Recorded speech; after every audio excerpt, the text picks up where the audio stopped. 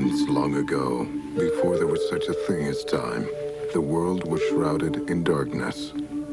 Then came the splendor of light, bringing life and love into the universe.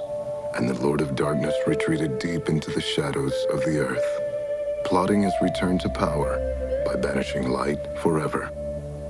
But precious light is protected, harbored in the souls of unicorns, the most mystical of all creatures. Unicorns are safe from the Lord of Darkness. They can only be found by the purest of mortals. Such a mortal is Jack, who lives in solitude with the animals of the forest. A beautiful girl named Lily loves Jack with all her heart. In their innocence, they believe only goodness exists in the world.